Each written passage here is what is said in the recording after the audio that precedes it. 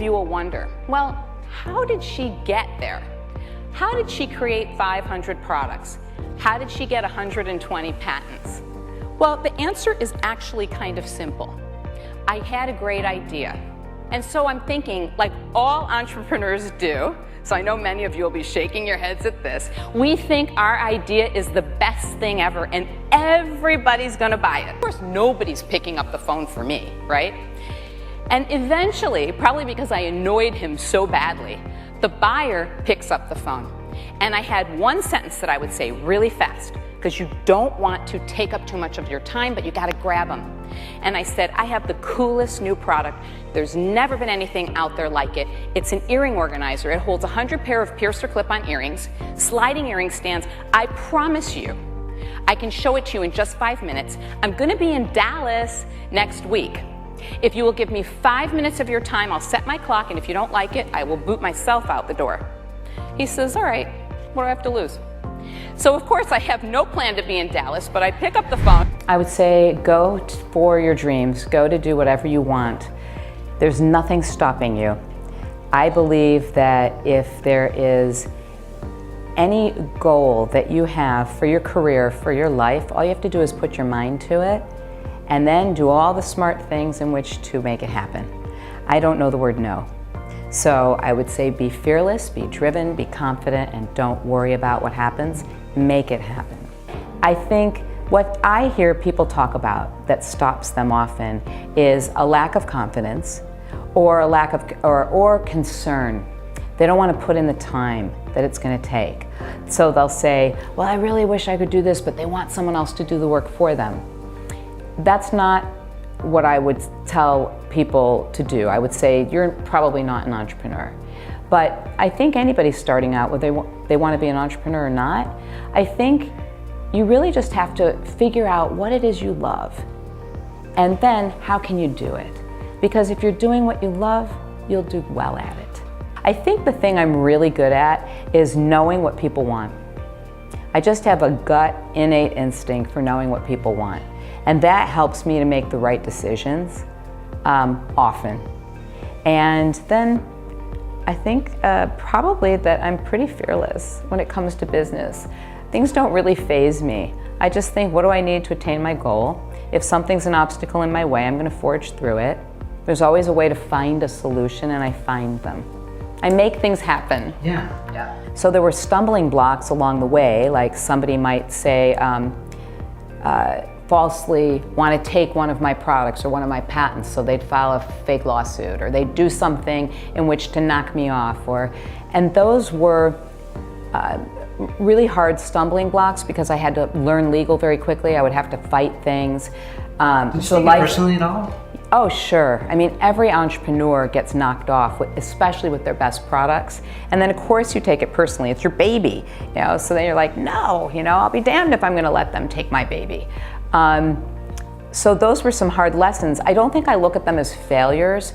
I look at them as roadblocks. For me, a failure in my career, because I was lucky, I had a very straight up trajectory. I think probably if a product that I really believed in and put a lot of money in failed, that was like, woo, that's a failure. Had it be a pre-Mother's Day present, I think we brought in like 100,000 pieces, and I think I sold like 30 for one day. It was a one-day selling thing, and that was tragic. It was like, oh my God, what are we gonna do with these? And I felt like crap. I went home feeling like the biggest loser, and then fortunately, they had to hold on to some of the inventory. We sold it at Christmas, and it blew out. So, lesson, follow your gut. So I had never set out to be a serial inventor. I just was like feeding this lion who kept saying, I want more. What else can you do? So I started thinking, well, I can create more. And I started thinking about what other products, what do people need and want? And the other thing is I loved it too, okay? So it wasn't like I was having to feed this hungry lion and I hated it. I got the fever. I loved making product. In my world, there are no no's. There's just, how can I? So I'm sitting there for what felt like 20 minutes, but it was probably like 4. And if you could see steam coming out of my ears, you would have. But the moral of the story, the lesson learned, and the thing I really think is so important is never settle for what you're given. And he starts to walk out of the Shark Tank. And I'm thinking, I was kind of new then, and I'm thinking, can he do that? I'm really proud and happy to say that Scrub Daddy is the most successful product in Shark Tank history. He's done $50 million in retail sales in 3 years and 10 million sponges sold. $4 million in retail sales in 5 weeks from airing on Shark Tank. Who would have thought the Squatty Potty would be that big? But it was. My true feeling is this. No matter who you are, no matter what age you are, no matter the time in your life, if you have a dream and you have the drive, you can make anything happen. And if you are ever feeling down or feeling like you can't get over that hump or you just have a bad day, I play this song and you remember this song, okay? Here it goes.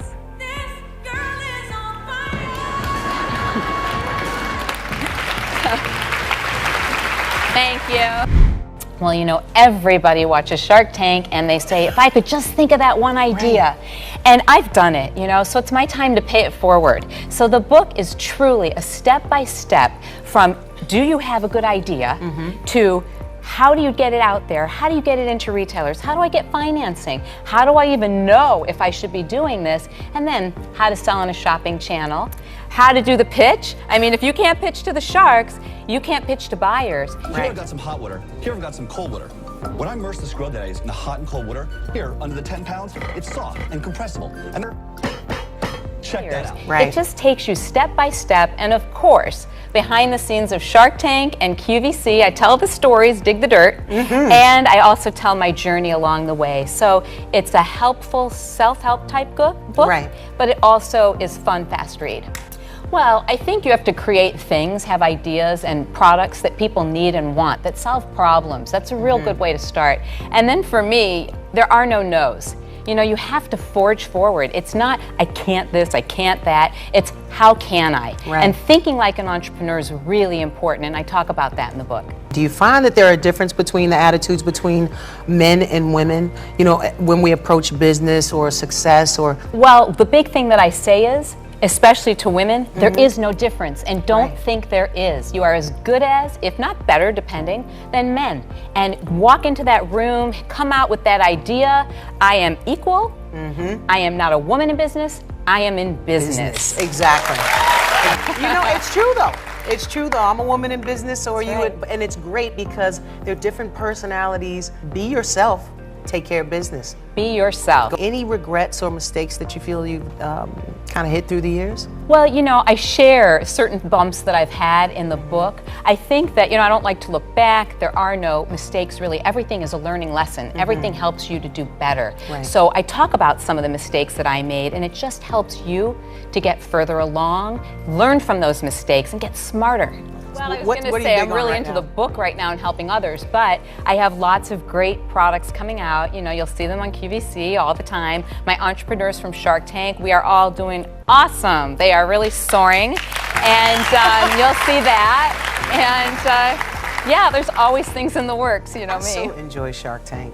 You know, it's great to see people who are striking out, who've come up with something, who feel so passionate about it, and then when you guys really connect to that product. Well, I love it. I mean, that's what drives me. I love the excitement of taking a product and turning it into a huge success. So, you know, that's what Shark Tank's all about, and that's what my book is all about. It's exciting. What are some of the key traits to being a successful inventor?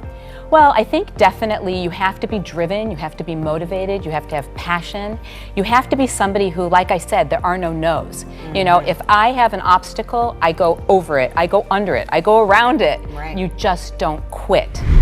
Most proud moment. You know what I love so much? I love when my entrepreneurs do well. I love when I have a great success story. I love when I can celebrate with them, you know? And also, seeing the effect on their families, you know, like I've watched so many of them buy and build homes. I've watched so many of them put their kids through college. I get to really reap the reward of actually seeing that life passage.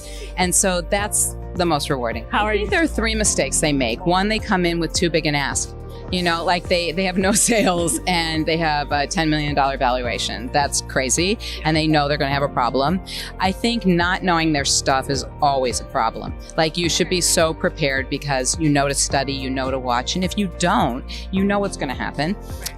Nothing. And I think they probably also, I find they make a mistake when they get rude. Now, I know that's a weird thing to say, but you know, if you're trying to win friends and influence others and get a partner, you certainly should not be mean, rude, or have an attitude because Especially to the nicest shark right here. because I'm gonna run. Like, why would I want you as a partner? So I think that's another mistake. I'm constantly shocked that women are even considered a minority. I'm absolutely shocked. They are. I mean, they are considered a minority. I'm shocked that any of that is even still going on. And I am bound and determined in the next handful of years to make a real impactful change on that and help a lot of other women. And I have initiatives that I will be doing. So please just follow me on my social media and you will find them out. And if we all band together and we get a train going, you know, we are half the population. We could really make a change and have great influence. So all we have to do is just band together. It's very Ooh, sneak peek, guys. Premiere has one of my favorite deals ever, and you will see it tie in everything I just told you. You will understand when you watch it, it ties in everything I just told you about women and about being together and about empowerment and about ingenuity and about heart and soul and feeling good and a perfect pitch. Oh my God, it was everything. To me, an entrepreneur is somebody who will do whatever it takes. Right. They're driven. They are A-type personalities. It's like they don't know the word no. And that's always been my mantra. I know no knows, just how can I? So when I see that person, I know that no matter what, even if they have to pivot, you know, which is something that happens, maybe this isn't the best idea, but something else is, and you're going to change it, they're still going to make it because they have what it takes to be a successful entrepreneur. I just had an idea. I was always thinking of things. I was always creative and had no plan in which to make products or be an inventor. I didn't even really like business, honestly. Really? Yeah, I really didn't. That was boring to me. But I had an idea and I had a dream and I thought people need this product. And I got the bug. And once you get the bug and you realize you can do it, then you just keep doing more and more and more. Once you have a successful product and women, for me, that was the audience at the time, women loved it. Then you want to keep pleasing. You want to keep creating things that make them happy, that make their lives better. And you get personal gratification, but then you also know that you're helping other people in their lives. So that for me was quite infectious. I just wanted to keep doing and making more, and it became easier and easier because I knew what I was doing. I have a lot of deals. I have a very big entrepreneurial family that truly is a family. I mean, they love each other. They get together all the time. All of us say, like, I love you when we hang up. It's very cute. I want you to invest in. It's really true. Okay. I'm always like, love you guys. So like, love you too. It's very sweet because to me, business is not just business. My life, I have one life, and my life I feel is important. I should fill it with good people, happiness, business and pleasure, loving. And that means a lot to me. So I want entrepreneurs that will fit in my family. When you're an entrepreneur, it's really a 24/7 thing. Right. There isn't really work-life balance. You have to be committed and willing to work Sundays, Saturdays, evenings. It's not where you can just say, it's 9 to 5, I'm leaving. So I think the truth is that you should try to involve your family in your business. That's what I think works for me. I try to involve the people I love in what I'm doing, and therefore they're going to be a part of the journey and be excited, and they're not going to mind that I'm gone because they'll come with me. Right. So I think you have to find a way in which to be inclusive. That's the only way it really works. And then as far as pleasure, so I mean, I like to do really simple things. I am not that person that's very complicated. I love great restaurants, a great meal, watching a great movie. You can make anything happen. My very first product was an earring organizer. It held 100 pair of pierced or clip earrings. I was a big jewelry lover, as you can probably tell. And I was laying on a massage table. My friend Pam was a massage therapist, and she's talking about jewelry, and there's no good way to store your jewelry. And I said to Pam, oh my God, I've got it. It like hit me like a thunderbolt. I saw my product, and then I just raced home like every inventor or entrepreneur. You think your idea is the best thing ever. I run home, I scratch it out on paper, I show my husband, I'm like, I'm doing this. And he drew it way better than me. And he's meticulous, I'm like all sloppy. And then I just set about figuring out how to do it. I had no experience, no MBA, no business, no nothing. So once you're successful and you go on somewhere and things sell out, which they did instantly, then the buyers are like, we want more, we want more. So then I just started thinking, well, what can I create? What do people need? What do people want? What solves a problem? Was it all jewelry based? No, I did things, well, you know, being a woman, I know women's problems, so some were cosmetic organizers or travel bags or just different things I thought were cool that solved problems that everybody had, and it was a better way in which to do it. Well, I look at two things. I look at what is it, like the product, the business, and then I look at the person. So I have kind of a gut feeling if it's gonna sell really fast, but then I have 4 things I look for. I look for, is it something people need and want?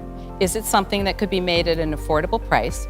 Does it have a broad mass audience, like men, women, children? The broader, the better. And does it solve a problem? And if it does those 4 things, and the gut goes off, then I watch the person. Because if it's not a good partner, I'm not gonna do it. But Right. if they seem like they're gonna be good, then I'm in. You know, so many people watch Shark Tank and they love the show, and everybody's at home now, whether you're 7, whether you're 70, and they're saying, if I can just come up with that idea. Well, the problem is a lot of people have ideas, but they don't know what to do after they get that idea. And this book, literally, I shared all my secrets. I take you from, I have an idea, is it a hero or a 0? Yeah, because before you invest, you better know, right? There's checklists. I take you from funding, patenting, marketing, how to get into retailers, how to get on a home shopping network, and really importantly, what is the pitch? Because the pitch is very important, whether you are pitching to a retailer, whether you are pitching to the sharks, or maybe you're just pitching to your boss, maybe in your regular job, you're pitching to your boss an idea. This teaches you how to be an entrepreneur, how to get a step ahead, and if you have a great idea, how to go step by step by step to make that into $1 million reality. I did. There was nobody there to help me. There wasn't even Google. I started the company in 1996, so I had to figure out everything. How to make my product, how to manufacture it, how to do packaging, how to do marketing. I mean, every single thing, but it's all in here. I shared my secrets. The principles to take a product from concept to creation to market, it's always the same. And how to deal with the people that you need and how to influence them to get into that retailer or to get onto that TV network, it's always the same thing, but you have to have those right tools. And people, I'm really thrilled at the reviews on the book because the reviewers have said, this is like my new Bible. I've read a lot of business books. None of them helped me like this one. One of the biggest mistakes is not doing the first 2 steps I tell you, not figuring out, is it a hero or is it a 0? Page 37. Yes, that is. And there's a to-do list, a mark-off list. Then market research. You know, family and friends say, oh, I love it, I'll buy it. But they're not good. You have to go to people who don't know you, have nothing invested, and no personal relationship. Find out, do they really like it? Because the biggest mistake is that people will tell them, oh, I love that. They'll go manufacture it, they'll have a warehouse full of it, and nobody's buying it. And that's why it's so important in my book. I take you through every step. First of all, don't make that mistake. Find out if people really want it. Then go talk to buyers, make a prototype, talk to buyers, find out, get sales, then order a bunch of product and sell it. But don't sell it before you have anybody buying it, because it's just a great story. Hey, before we let you go, how important are entrepreneurs to this country and to the economy overall? Wow, I think entrepreneurs are taking over, really. I think a show like Shark Tank has changed the minds of America, and I think little kids want to grow up and be entrepreneurs now. So I think my book's really important because I think there's going to be a lot more entrepreneurs coming forward in the next years. Absolutely, and for me, It's when they walk into the tank, do they have something that I consider as a hero or a zero? And if it's a hero, they've instantly got my attention. I can look at that product idea or look at that business and say to myself, is that something I want to invest in? Is that something the public's going to love? And that does it for me. Right, you get cash and you get strong entrepreneurs that know how to take you to the next level. I think a lot of them are looking for a mentor and looking to achieve that American dream, and we can take them to that American dream. And then they live happily ever after. My entrepreneurial spirit flourished when I started thinking of ideas and then seeing them out there on the market, but I hadn't done them, someone else had. They were very successful. So when I thought of my earring organizer, I thought, this time I'm going to do it. And I did. I knew that women had no good way in which to store their jewelry. And it just came to me like a thunderbolt. And I went home and I drew it. And then I went to my grandfather's wood shop and I made it. After I made my sample, I did market research to see if people would really like it or buy it. I started calling every retailer in the country, let it ring 1,000 times until they'd pick up. And I flew myself to 21 cities in 18 days and met with different buyers and showed them my prototype. That first product was very successful. I made well over $1 million on it. And I started thinking, wow, there's lots of other things I could make. And I started making cosmetic organizers. I started doing kitchen gadgets. My goal was to improve people's lives with the products that I created. To date, I've created over 400 products and I've generated $500 million in sales. New business formations are way down. Way down. Way down. And venture capital is way down. Well, That means people are afraid of something. These are brand new business startups, a very important economic measure, way down. well, I think, to me, I'm an entrepreneur. And I think that true entrepreneurs, it doesn't really matter what's going on in the economy. If they come up with a great business idea, great product, they're risk takers. They're going to go for it. It doesn't matter if the taxes are up 5%. It doesn't matter what is going on with that. They are people that just are pioneers. They're going to forge ahead and start that business no matter what. Well, I've launched in the last 16 years 400 new products, and I have 115 patents. People going through this now have a lot of options. You have fundraising sites like Kickstarter, you have little online marketplaces like Etsy. Do you recommend that people use these to sort of test out their products? I think a lot of people don't trust their gut enough. I think a lot of people want somebody to hold their hand through the process. And really, that's not the best way. There's no special formula that's right for every single person. You have to decide, do you like Kickstarter? Do you feel that's right for you? Or, people have other ways in which to do things. So I think it's know your options. Well, I think that startups should, one, be willing to do everything that it takes to make their startup work. A lot of people say, oh, well, I just want to do it for a few hours a day. That's not going to happen. If you want to start your own business, you really need to put in the time and the dedication. And that means 24/7 if need be. Make sure whatever your idea is that people really want it and need it. And the way to learn that is to do some market research. Don't just ask friends and family. Get out there and ask a lot of people and a variety of people if they like your idea and if they would buy it, use it, or pay for it. And if so, what would they be willing to pay? Make sure that you've done all of your research in what it takes to get your product idea out there. So have a business plan and find out all the steps required first so that you're not missing anything along the way and you don't mess anything up. Make sure that you learn all the people that you can market your product to, stores, shopping channels, whatever it is. Make sure that you know them and that you're aggressive and you're very enthusiastic and passionate about your product idea or business, because your enthusiasm becomes infectious. If you believe in yourself, they will too. If you really have a drive and you really put your heart and soul into something, you can really make anything happen. I'm a true believer in that. So I think that hopefully we make people believe that they can achieve the American dream too. Just watch, study us, and if you really are passionate and driven, you can get there. Well, I say on the show, I can tell instantly if it's a hero or a zero. I think you have to try to come up with a product where it's very mass marketable, where millions of people need it, not just dozens. And if it's a problem, a solution, most products are things that help people do something, whether it's making their life easier or better, it's within the home. That's the kind of product I think that really sells to millions. Real life needs out And there. needs and solutions, yes. Well, I think that she should take her idea and do a little market research, aside from friends and family, and say, you know, would you buy this? What do you think of this? Is this something that you would use? What would you pay for it? It's all those things that you have to ask people you don't know. Right. And if you get a positive response among a lot of people, then start to do the homework and the research. How do I make this happen? What is needed to make my product a reality? And all of that. Yes. The copyrights. Should I patent it? Exactly. Okay. All of the steps. And you know, I talk about it a lot in my book. I am looking for heroes. And I say I can tell instantly if it's a hero or a zero.